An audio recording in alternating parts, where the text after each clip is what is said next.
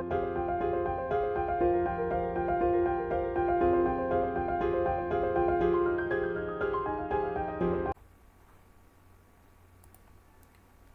বন্ধুরা, আমি পায়েল। আশা করি প্রত্যেকে আপনারা ভালো আছেন এবং সুস্থ আছেন। আজকের যে বিষয়টা নিয়ে আমরা আলোচনা করব সেটা হচ্ছে ফ্যালাসি, এবং এই ফ্যালাসির যে এক্সামটা হয়েছিল তার যে সঠিক উত্তর হবে সেই বিষয়টা আমরা বলবো। আচ্ছা, প্রথম প্রশ্ন যেটা ছিল সেটা হচ্ছে, child is very innocent so do not punish him please. ভীষণ সোজা, আমরা এখানে প্লিজ কথার মধ্য দিয়েই বুঝিয়ে দিচ্ছি যে আমরা কি বলতে চাইছি, যে দয়া করে শিশুটা ইনোসেন্ট, তাকে দয়া করে শাস্তি দেবেন না। তার মানে এখানেই কিন্তু আমরা অ্যাপিল টু পিটি করছি কোথাও, এই অপশানটা এখানে নেই, তাই এটা হয়ে যাচ্ছে নান অফ দিস। तो क्या हुआ, child is very innocent so do not punish him please. ये जो बच्चा है बहुत ही इनोसेंट है, मासूम है, तो उसे पनिश मत करिए प्लीज। तो हमने क्या किया, दया दिखाई उस बच्चे पे। तो इसका जो सही आंसर होना चाहिए वो है अपील टू पीटी। वो यहाँ पे नहीं है, तो right answer is none of this. Next is, if you put man behind the bars, then who will feed the hungry children on the street? So if you don't want that child will die of hunger, then you have to pardon। মানে আবার আমরা সেই শিশুটাকে দিয়ে দয়ার মতন করেই বলছি, কিন্তু যদি তুমি এটা মানে এটা চাইলে, এটা তুমি করলে এই জিনিসটা হবে, ঠিক আছে? তুমি কি চাও যে শিশুটা না খেয়ে মারা যাক? তাহলে তাকে তুমি ক্ষমা করে দাও। তাহলে এখানেও কোথাও দয়া বা ক্ষমার বিষয়টা আসছে, তাই এটারও সঠিক উত্তর হয়ে যাবে কিন্তু অ্যাপিল টু পিটি। আচ্ছা, অ্যাপিল টু পিটিরই আরেকটা কথা কিন্তু অ্যাড মিজেরিকন্ডিয়াম। আমরা জানি একটারই অনেক নাম আছে, তাই এটা সি কিন্তু নয়, ঠিক আছে? এটার উত্তর, বা এটা যদি সিও আমি ধরি তাহলে এর সঠিক উত্তর হবে বি আর সি। খুব জঘন্য হলো বিটা দেখতে, যাই হোক, বি আর সি দুটোই কিন্তু সঠিক উত্তর। তো हमने क्या बोला, आप ये कर रहे हो तो उसका ये होगा, है ना? तो यहाँ पे भी हमने दया दिखाई, क्या कि चिल्ड्रेन है, क्या आप चाहते हो कि वो ना खा के मर जाए? आप नहीं चाहते हो तो उसे आप माफ़ कर दो। तो इसे में ये जो बातें हैं इसमें भी को कहीं ना कहीं तरह रिक्वेस्ट छुपा हुआ है, तो ये भी है appeal to pity. Next, you ask did you steal. তুমি আমাকে জিজ্ঞেস করলে তুমি কি মানে চুরি করেছো, আমি বললাম I am going to hang out with you, you go now. তাহলে আমি বলে দিলাম আমি হ্যাং আউট করতে চাই, তুমি ইউ গো নাও, তুমি যাও এখন। তাহলে এটা কি দাঁড়িয়ে গেল, সে আমাকে প্রশ্ন করলো একরকম, আমি উত্তর দিলাম একরকম, প্রশ্নের সঙ্গে উত্তরের কোনো মিল নেই। আমি তার কথাটাকে পুরোপুরি ঘুরিয়ে দিলাম। তাহলে যখন আমরা কারোর কথার মোড় ঘোরানোর চেষ্টা করি সেটা হয়ে যায় হচ্ছে রেড হেয়ারিং। পড়েছি আমরা যে একটা মা তার বাচ্চার সাথে এটা করে, সে একটা কিছু বায়না করছে, সে তাকে বললো হ্যাঁ আমি ওই জিনিসটা জানো, ওই খেলনাটা তোমার জন্য আমি কিনেছি। এই যে শিশুটা ওটা নিয়ে বায়না করছিল, তার ব্রেনটাকে অন্যদিকে ঘুরিয়ে দিল, এটা আমরা জানি রেড হেয়ারিং। এখানেও সেটা ঘটলো। তো क्या हुआ, आपने पूछा डिड यू स्टील, तो मैंने क्या बोला, मैं आपके साथ हैंग आउट करना चाहती हूँ, आप चलो। तो इसका जो आंसर है वो क्या सही है, ये जो क्वेश्चन है और ये जो आंसर है परफेक्ट है क्या, इसका ही आंसर है क्या? नहीं है। मैंने क्या किया, मैंने आपको घुमा दिया, कई तरह से कुछ भी आंसर कर दिया, क्योंकि इसका जो आंसर है वो हम नहीं देना चाहते हैं, ठीक है ना? तो इसलिए घुमा फिरा के ये जवाब दे दिया। जब हम ऐसे करते हैं तो उसको हम बोलते हैं रेड हेयरिंग।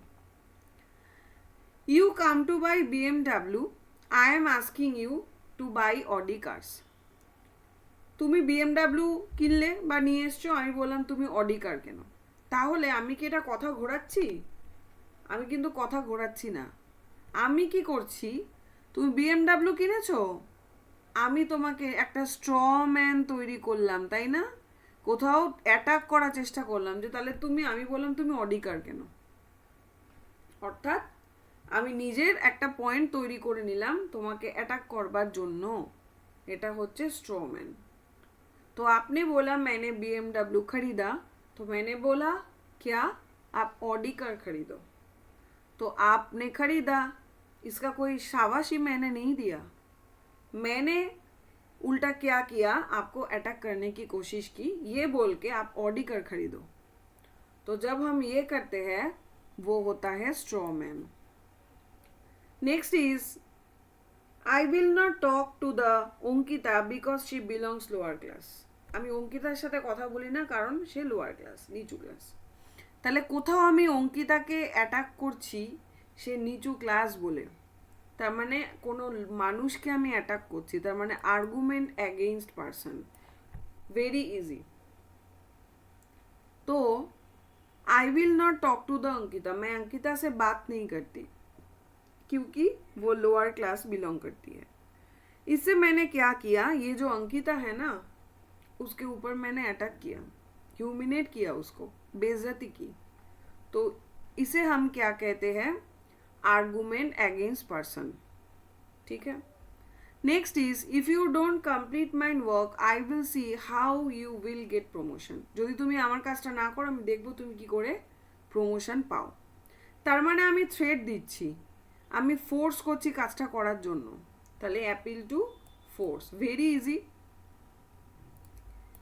तो मैंने क्या किया, मैंने बोला अगर आपने मेरा काम नहीं किया तो मैं देखती हूँ आपको प्रमोशन कैसे मिलती है। तो मैं कहीं से आपको थ्रेट दिया, आपको फोर्सफुली वो काम कराने की कोशिश कर रही हूँ। तो ये क्या हुआ, appeal to force. Next is we must support women empowerment because women are home maker. কি বলছি, আমাদের সাপোর্ট করা দরকার ওমেনকে, কারণ ওমেন হোম মেকার। এটা কি ঘটছে, আমাদের যে কারণে সাপোর্ট করা দরকার সেই কারণটা না বলে আমরা একটা ভুল কারণ দেখানোর চেষ্টা করছি। যখন আমরা একটা ভুল কারণ দেখানোর চেষ্টা করি তখন আমরা একে কি বলি, ইগনোরেশিও ইলেন্সি বলি, বা আরেকটা এর নাম রয়েছে সেটা হচ্ছে ফলস কজ। फॉल्स कॉज বা इग्नोरेशियो इलेंसी। तो हमने क्या बोला, वी मस्ट, हम लोगों को क्या करना चाहिए, वुमेन को सपोर्ट करना चाहिए, वुमेन जो एम्पावरमेंट है उसे सपोर्ट करना चाहिए। क्यों, उसका कारण हमने बोला वुमेन आर होम मेकर। तो ये क्या कारण है, ये तो कारण नहीं है। तो हमने क्या किया, कुछ फॉल्स कॉज हमने खड़ा कर दिया। तो इसे हम क्या बोलते हैं, इग्नोरेशियो इलेंसी और false cause. Next is someone argued in favor of raising the school's funds, his opponents argued in favor of the need for preschool education for children। कुछ लोगों ने आर्गू किया कुछ मुद्दे को लेकर, क्या, स्कूल फंड को लेकर। उसका जो ओपोनेंट पार्टी है वो किस बारे में आर्गू कर रहा है, प्री स्कूल एजुकेशन को लेकर। तो ये जो कारण है और जो कार्य है वो एक है क्या, वो एक नहीं है। कुछ भी हम बोल रहे हैं, कुछ फॉल्स कॉज दे रहे हैं, तो इसे भी सेम तरह की ही हम बोल सकते हैं, ये है ignoratio elenchi. Next is ghost don't exist is true because so far no one has definitely proved its existence. Since no one has proved so far conclusively that ghosts exist, therefore it can be concluded that ghosts don't exist। অর্থাৎ ভূতের অস্তিত্ব নেই। এর কারণ কি বললাম, কারণ কেউ প্রুফ করতে পারেনি, কেউ প্রমাণ দিতে পারেনি তার অস্তিত্ব আছে, এবং এর মধ্যেও এই ভূতের অস্তিত্ব সম্পর্কে কিছু জানা যায়নি। তার মানে আমরা কনক্লুশন বা কি উপসংহারে এলাম যে ভূত বলতে কিছু নেই। আদৌ বিষয়টা সত্যি কি মিথ্যা না জেনে, মানে কোনো ঘটনার সম্পর্কে আমরা ঠিক কি ভুল জানি না, সেই অবস্থায় আমাদের কি করা দরকার? আমাদের চুপ থাকা দরকার, কিন্তু আমরা সেটা না করে নিজেদের মতন হয় ওটাকে মেনে নিই, আদারওয়াইজ ওটাকে পুরোপুরি বাদ দিয়ে দিই। যখন এইরকম একটা কনক্লুশনে আসি, যেমন আমরা এটাকে পুরোপুরি বাদ দিয়ে দিলাম, ঘোস্ট ডোন্ট এক্সিস্ট, ঠিক আছে, তাহলে এই বিষয়টাকে আমরা কি বলবো? আর্গুমেন্টাম অ্যাড ইগনোরেটিয়াম। এভাবে ভাবতে পারি যে বিষয়টাকে কিন্তু ইগনোর করা যায়, যেটা আমরা জানি না ওই বিষয়টাকে আমরা চাইলেই ইগনোর করতে পারি, কিন্তু আমরা এখানে ইগনোর করি না, হয় আমরা ওটাকে পুরোপুরি মেনে নিই, আদারওয়াইজ আমরা পুরোপুরি বাদ দিয়ে দিই। এইভাবে আমরা এটা মনে রাখতে পারি। তো यहाँ पे क्या हुआ, भूत जो है उसका एग्जिस्टेंस वो है कि नहीं, इससे बात चल रही है, ठीक है। तो ghost don't exist is true, because क्यों नहीं है? क्योंकि ये प्रूफ नहीं हुआ कि घोस्ट है, अभी तक ये प्रूफ नहीं हुआ। सो हमने क्या कंक्लूजन निकाला कि घोस्ट डोंट एग्जिस्ट। ऐसा नहीं हो सकता, अभी तक प्रूफ नहीं निकला, ठीक है, बाद में भी हो सकते हैं जो घोस्ट है, लेकिन हम जब ऐसे करते हैं, किसी का सही और गलत हमें पता नहीं होता, लेकिन हम क्या करते हैं, जजमेंटल हो जाते हैं, उसे पूरा मान लेते हैं और पूरा डिस्कार्ड कर देते हैं। तो ऐसा जब फेस होता है उसे हम कहते हैं argument ad ignorantiam. Next is all crow are black because I have not seen crows of any other colour. সব কাক কালো কারণ আমি আর অন্য কোনো রঙের কাক দেখিনি। তাহলে কি হলো, আমি যেহেতু দেখিনি তাই আমি আবার সেমভাবেই একটা কনক্লুশনে চলে এলাম, তার মানে সব কাক কালো। আমি দেখিনি মানেই যে পৃথিবীতে সেই বিষয়টার অস্তিত্ব নেই তা তো নয়, কিন্তু আমি কি করলাম, একটা কনক্লুশনে চলে এলাম যে না, তার মানে সব কাকই কালো। Same argument ad ignorantiam. तो काक क्रो जो है, सभी जो क्रो है वो ब्लैक कलर के हैं, ये मैंने कंक्लूजन निकाला। क्यों निकाला? क्योंकि मैंने अभी तक ब्लैक के सिवा कोई और कलर की क्रो नहीं देखी। तो मैंने नहीं देखी, इसका तो मतलब ये नहीं है ना कि उसका एग्जिस्टेंस ही नहीं है। हो सकता है लेकिन मैंने नहीं देखी। मैंने क्या किया, एक कंक्लूजन निकाल दिया कि ऑल क्रो आर ब्लैक। तो इसे हम क्या कहेंगे, argument ad ignorantiam. Next is if you wash hair on rainy day you will fall sick. If you wash on a rainy day you will fall sick, মানে তুমি যদি বৃষ্টির দিনে মাথা ধো তাহলে তুমি অসুস্থ হয়ে যাবে। আচ্ছা যাই হোক, ঠান্ডা লাগবে, অসুস্থ হয়ে যাবে। এটা কি হতে পারে? আমরা এখানে কি করলাম, একটা হ্যাস্টি জেনারেলাইজেশন বার করলাম, তাই না? কিছু জনের হয়েছে বলে আমরা কোথাও জেনারেলাইজ করে দিলাম যে আমারও হবে, তাহলে এটা হয়ে গেল হ্যাস্টি জেনারেলাইজেশন।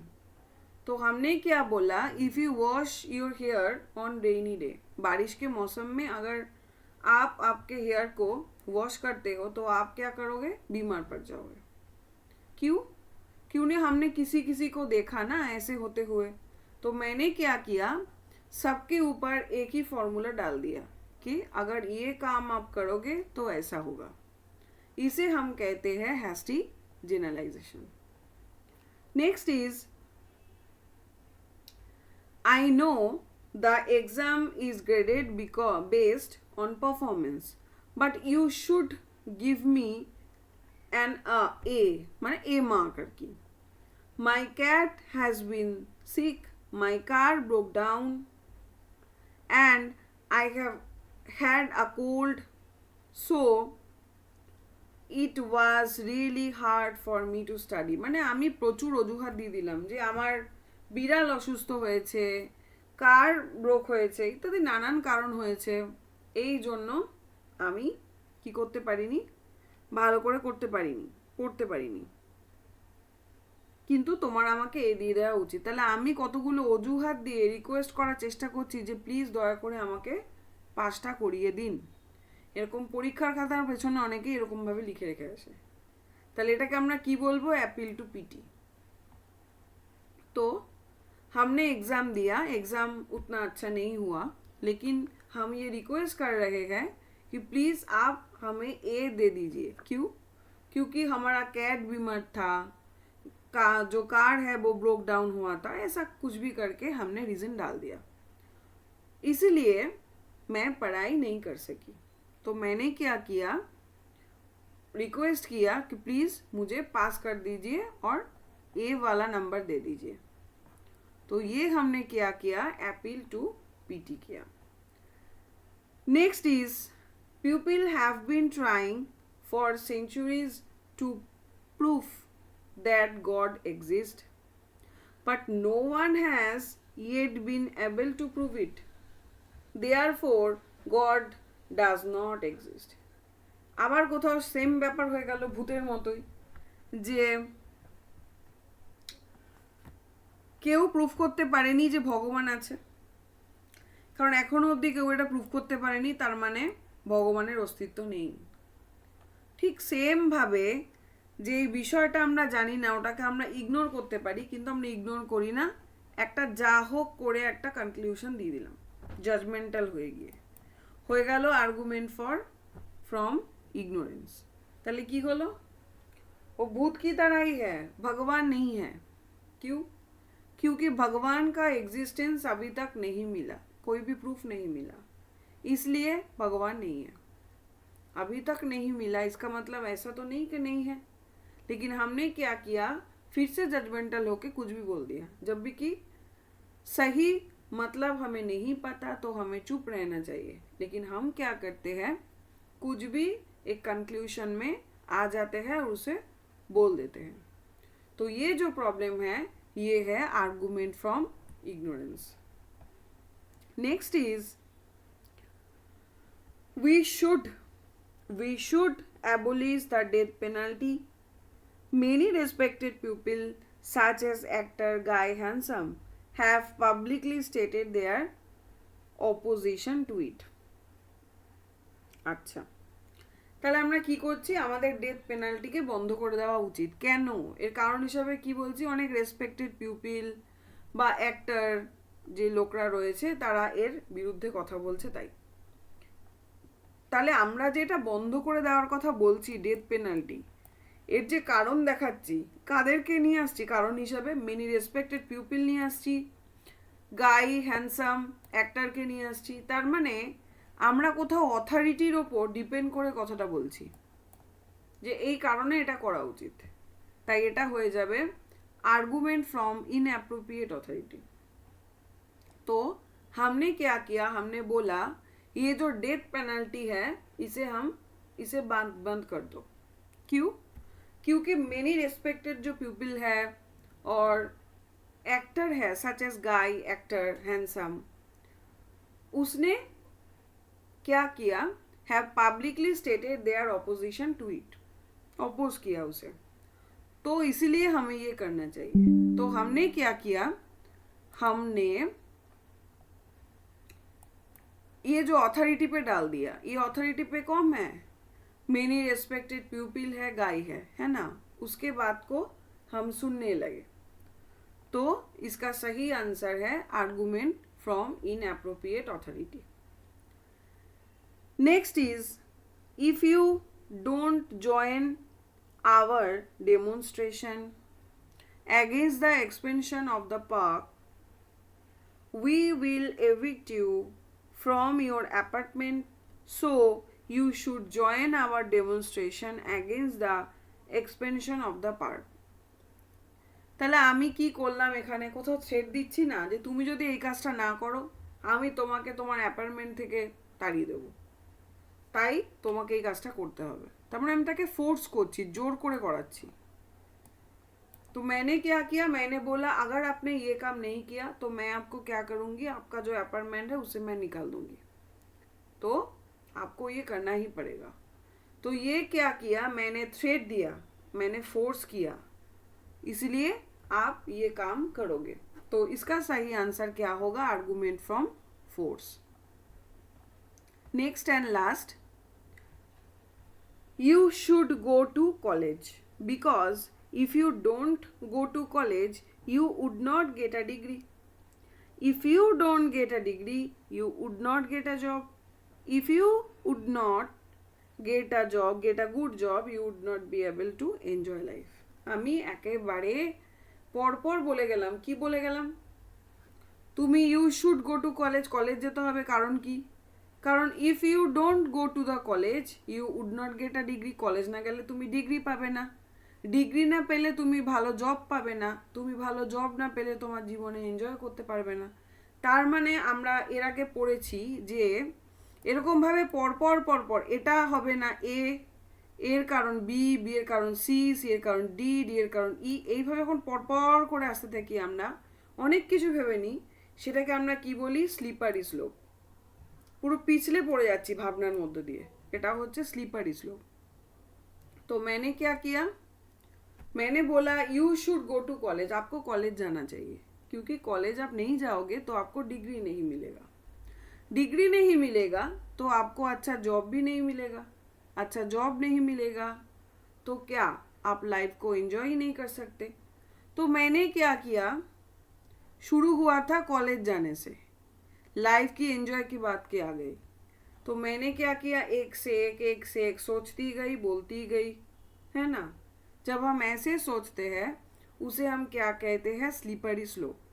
हम स्लीपरी मोड पे रहते हैं, कुछ भी सोचते हैं, कुछ भी बकते हैं, कुछ भी बोल जाते हैं, कहाँ जाके रुके ये हमें पता ही नहीं होता। तो ये क्या होता है? ये होता है slippery slope. So this is all.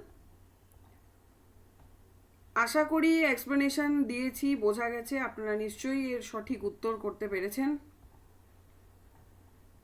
প্রত্যেককে থ্যাংক ইউ। আমাকে কমেন্টে জানাবেন কোন জায়গাটা বুঝলেন বা বুঝলেন না, এই জায়গাটা কিন্তু আমাকে একটু বলবেন, কারণ আপনারা যদি এই জায়গাটা আমাকে না বলেন তাহলে কিন্তু আমি বুঝে উঠতে পারবো না যে বোঝা গেছে কিনা। আচ্ছা, এর সাথে সাথে একটু বলে রাখি, আগের দিন একজন কমেন্টে আমাকে লিখেছিলেন যে ডিনাইং দ্য অ্যান্টিসিডেন্ট বিষয়টা বোঝা যায়নি, ডিনাইং দ্য অ্যান্টিসিডেন্ট বিষয়টা বোঝা যায়নি। আমি একটু একটা এক্সাম্পল দিয়ে বোঝানোর চেষ্টা করি। এই মুহূর্তে আমার কাছে ছবিটা নেই, তবে ডিনাই করা মানেটা কি? ডিনাই করা মানে আমরা কোনো কিছু বাতিল করে দিচ্ছি, কোনো কিছু নিচ্ছি না, শুনছি না। ধরুন আমি বললাম যে আমি দিল্লিতে আছি, আমি দিল্লিতে আছি, তার মানে কি? আমি ভারতে আছি। আমি দিল্লিতে নেই, তার মানে আমি ভারতে নেই। মানে আমি বলে দিলাম দিল্লিকে এ ধরে বলে দিলাম এ, আর ভারতকে আমি বি ধরে বলে দিলাম, ঠিক আছে। এবার বি এর মধ্যে এ আছে, অর্থাৎ আমি দিল্লিতে আছি, তার মানে আমি ভারতে আছি, ঠিকই, কারণ ভারতের মধ্যেই দিল্লি পড়ে। কিন্তু যখন আমি এই কথাটা বলছি যে আমি দিল্লিতে নেই, তার মানে আমি অন্য কোথাও আছি, কিন্তু তার মানে কি এটাই যে তার মানে আমি ভারতেই নেই? তা তো নয়। তাহলে আমরা কি করছি? ডিনাইং দ্য অ্যান্টিসিডেন্ট বলতে আমরা ডিনাই করছি মূল বিষয়টাকে, আমরা মূল মুদ্রাটা বা মূল সমস্যাটা কিন্তু বুঝতে পারছি না, আমরা কোনোভাবে ডিনাই করার চেষ্টা করছি। আমি বলছি, এই উদাহরণটা দিলাম কেন? বুঝতে সুবিধা হবে।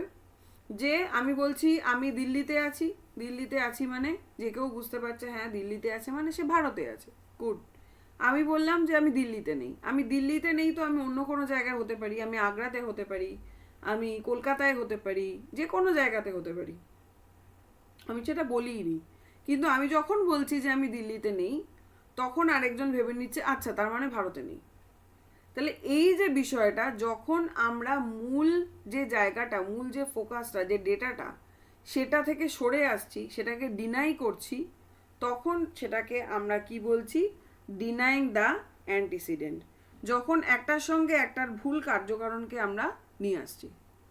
সম্ভবত ওখানে একটা ডাক্তার ছিল এবং বা একটা নার্সের এরকম কোনো ছবি দেওয়া ছিল, এই বিষয়টা হয়তো ছিল ডিনাইং দ্য অ্যান্টিসিডেন্টে, ওভাবে বোঝানো হয়েছিল। আশা করি এবার বোধহয় ডিনাইং দ্য অ্যান্টিসিডেন্ট বিষয়টা বোঝা যাচ্ছে।